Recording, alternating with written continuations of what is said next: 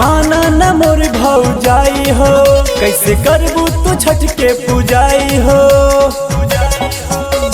ए भौजी बात माना न मोर भौजाई हो, कैसे करबू तू छठ के पूजाई हो।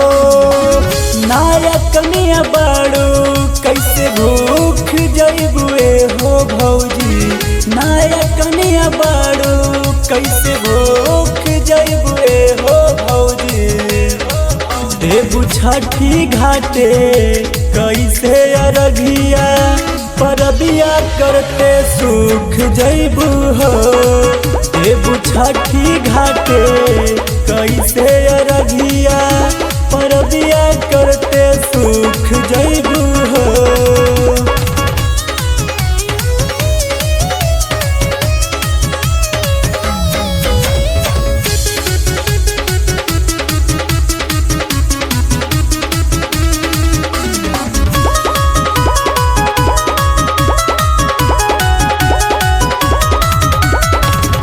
नैहर में कैले नहीं खुअत न कठिन पारब, ससुर में कहता देवर हमहू करब।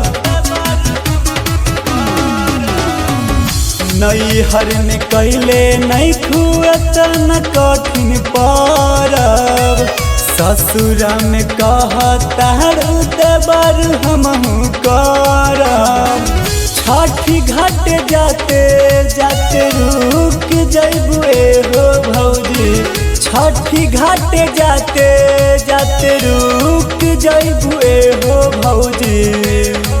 देबू छठी घाटे कैसे अरघिया, परबिया करते सुख जइबू हो।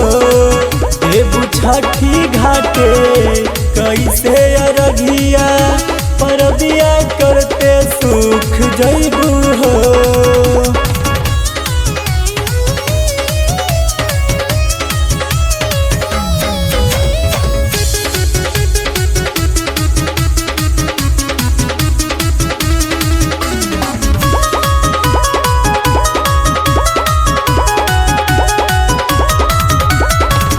अरजीत लाल के तू माना ना कहनवा, छठी मैया दी है भौजी तोहरा के लाला नवा। अरजीत लाल के तू माना ना कहनवा, छठी मैया दी है भौजी तोहरा के लाला नवा। मनबू नहीं बात छठ भूख जइबुए हो भौजी, मनबू नहीं बात छठ भूख जइबुए हो भौजी।